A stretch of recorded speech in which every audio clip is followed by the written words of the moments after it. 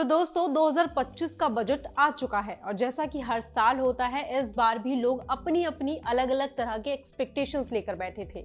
Middle class को tax में राहत मिलेगी या नहीं, बिजनेस और स्टार्टअप्स के लिए क्या नए मौके आएंगे, किसानों के लिए क्या ऐलान होगा और सबसे बड़ा सवाल इकोनॉमी का क्या होगा। तो इन्हीं उम्मीदों को ध्यान में रखते हुए हमारी वित्त मंत्री निर्मला सीतारमण ने बजट 2025 पेश किया, जिसमें कई बड़े ऐलान किए गए। तो चलिए बजट 2025 को डिटेल में लेकिन थोड़ा सा इंटरेस्टिंग और आसान सी भाषा में समझते हैं। देखो, भारत इस वक्त एक बहुत बड़े बदलाव के दौर से गुजर रहा है। एक तरफ हम इंफ्रास्ट्रक्चर में इन्वेस्ट कर रहे हैं, डिजिटल इंडिया को आगे बढ़ा रहे हैं, ग्लोबल मार्केट में अपने पकड़ मजबूत कर रहे हैं, तो दूसरी तरफ हमें महंगाई, बेरोजगारी और किसानों की समस्याओं को भी हल करना है। तो इस बजट का पूरा फोकस 3 चीजों पर है। पहला, इकोनॉमिक ग्रोथ को तेज करना, दूसरा, लोगों की आमदनी और रोजगार बढ़ाना, तीसरा, भविष्य के लिए भारत को तैयार करना। तो अब सेक्टर बाय सेक्टर बजट के बड़े ऐलानों को डिटेल में समझते हैं।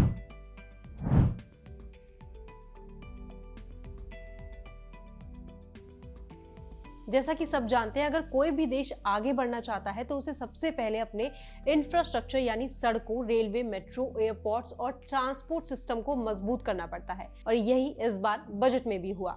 गांव और शहरों को जोड़ने के लिए नए एक्सप्रेसवे और हाईवे प्रोजेक्ट्स का ऐलान हुआ है। मतलब अब ट्रैवलिंग और ट्रांसपोर्टेशन पहले से ज्यादा आसान और तेज होगी। इसी के साथ रेलवे के लिए भी एक बड़ा ऐलान है। अब सेमी हाई स्पीड ट्रेन और बुलेट ट्रेन प्रोजेक्ट्स को ज्यादा फंडिंग मिलेगी, यानी सिर्फ शहरों में ही नहीं बल्कि छोटे शहरों में भी मॉडर्न ट्रेनों की सुविधा पहुंचेगी। स्मार्ट सिटीज का और भी ज्यादा विस्तार होगा। मतलब सिर्फ दिल्ली, मुंबई, बेंगलुरु नहीं बल्कि दूसरे टियर 2 और टियर 3 शहर भी स्मार्ट सिटीज की लिस्ट में शामिल होंगे। सीधा मतलब ये है कि इंफ्रास्ट्रक्चर में investment equals to economic growth plus रोजगार के नए मौके।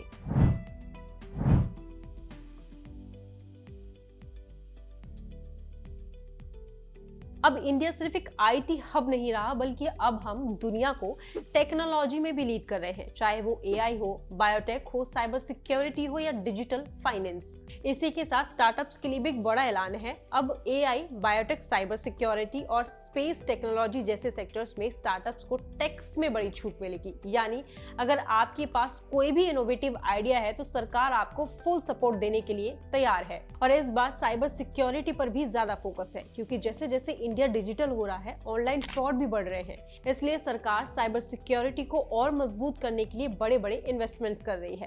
और दूसरी तरफ डिजिटल एजुकेशन को भी बढ़ावा दिया गया है। यानी अब छोटे शहरों और गांव के बच्चे भी ऑनलाइन कोर्सेज और डिजिटल स्किल्स को सीखने के लिए आगे बढ़ेंगे। इसका मतलब क्लियर है, अब इंडिया सिर्फ डिजिटल नहीं रहेगा बल्कि डिजिटल सुपर पावर बनने की तरफ बढ़ रहा है।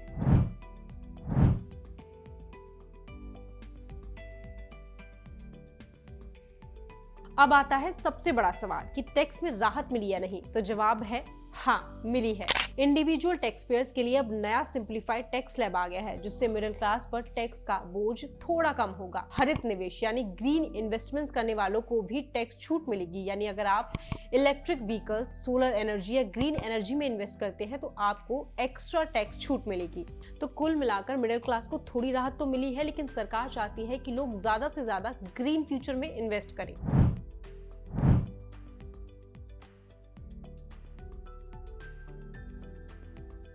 अब एक देश तभी आगे बढ़ सकता है जब वहां के लोग स्वस्थ और एजुकेट हो। तो इस बार सरकार ने हेल्थ और एजुकेशन में बड़े ऐलान किए हैं। राष्ट्रीय स्वास्थ्य मिशन को और ज्यादा मजबूत किया गया है ताकि छोटे शहरों और गांव में मेडिकल सुविधाएं बेहतर की जा सके। डिजिटल हेल्थ केयर को बढ़ावा दिया जाएगा, जिससे लोग ऑनलाइन मेडिकल कंसल्टेशंस और टेलीमेडिसिन का फायदा उठा सकेंगे। इसी के साथ एजुकेशन में भी ज्यादा इन्वेस्ट किया गया है ताकि इंडिया के युवाओं को फ्यूचर की स्किल्स जैसे एआई, डेटा साइंस, रोबोटिक्स में ट्रेनिंग मिल सके। मतलब सरकार चाहती है कि हर भारतीय हेल्दी भी रहे और एजुकेट भी।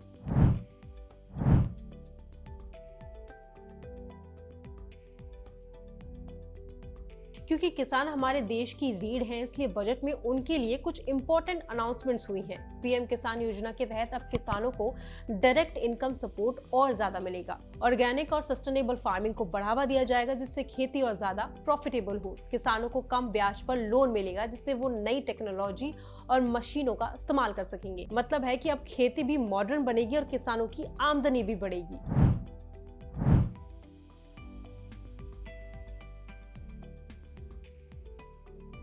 देखो, अब दुनिया सिर्फ इकोनॉमी की ग्रोथ नहीं देखती, बल्कि ये भी देखती है कि कौन सा देश कितना ग्रीन और सस्टेनेबल है। और अब इंडिया इस मामले में पीछे नहीं रहना चाहता। ग्रीन एनर्जी मिशन को और फास्ट ट्रैक किया जाएगा, मतलब अब सोलर, विंड और हाइड्रोजन एनर्जी के नए प्रोजेक्ट्स पर भारी इन्वेस्टमेंट होगा। इलेक्ट्रिक व्हीकल्स को और ज्यादा प्रमोट किया जाएगा। अब बैटरी चार्जिंग स्टेशंस बढ़ेंगे और ईवीज को खरीदने पर ज्यादा सब्सिडी मिलेगी। ग्रीन टेक्नोलॉजी और कार्बन कैप्चर सिस्टम में इन्वेस्टमेंट बढ़ाया जाएगा, यानी अब इंडिया सिर्फ ग्रो नहीं करेगा बल्कि सस्टेनेबल तरीके से आगे बढ़ेगा। भाई, फंडा साफ है। सरकार चाहती है कि इंडिया सिर्फ डिजिटल पावर ही नहीं बल्कि ग्रीन पावर भी बने।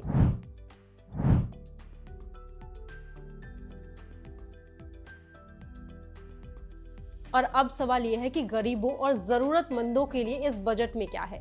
तो सरकार ने सोशल वेलफेयर स्कीम पर काफी फोकस किया है। गरीबों के लिए नए घर, प्रधानमंत्री आवास योजना PMAY का बजट बढ़ाया गया है, जिससे ज्यादा लोगों को पक्के घर मिल सके। महिलाओं और बच्चों के लिए हेल्थ और एजुकेशन में सुधार बढ़ाए गए हैं। अब आंगनवाड़ी और सरकारी स्कूल को डिजिटल सुविधाएं मिलेंगी। सीनियर सिटीजन और दिव्यांगों के लिए ज्यादा पेंशन और हेल्थ स्कीम्स का ऐलान किया गया है। मतलब अब सरकार ज्यादा से ज्यादा लोगों को कवर करना चाहती है। तो सीधा मैसेज ये है कि गरीबों को इस बजट से फायदा मिलने वाला है।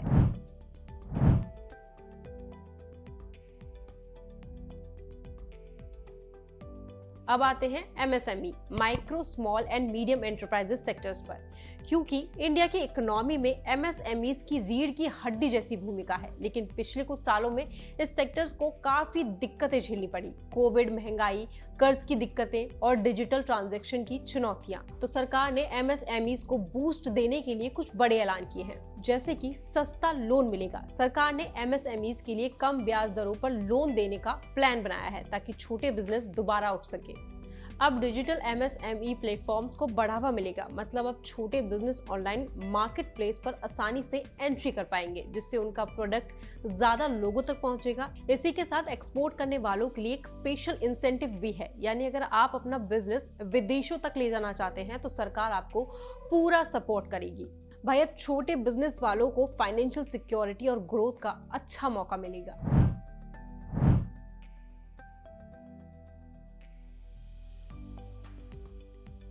अब ये समझो कि इंडिया का फोकस सिर्फ लोकल ग्रोथ पर नहीं बल्कि ग्लोबल लेवल पर भी एक्सपेंशन करना है।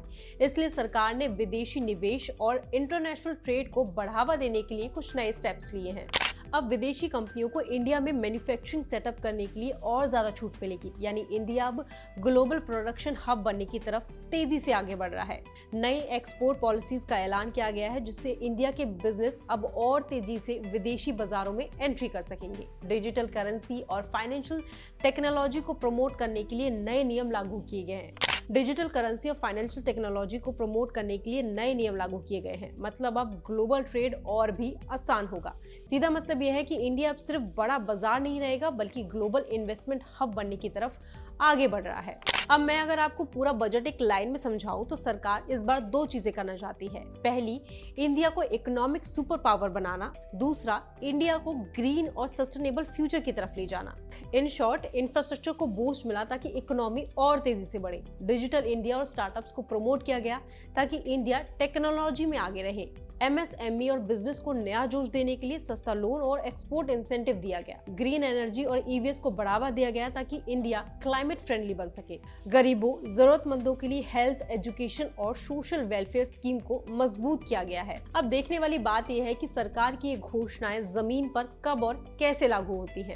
तो आपको ये बजट कैसा लगा? क्या आपको इससे कोई फायदा या आपके बिजनेस को कोई फायदा मिलेगा? कमेंट में हमें जरूर बताएं और इस एनालिसिस को अपने दोस्तों तक जरूर शेयर कीजिए। और अगर वीडियो अच्छा लगा है तो वीडियो को लाइक करें और चैनल को सब्सक्राइब करना बिल्कुल ना भूलें। Till then, see you in next video.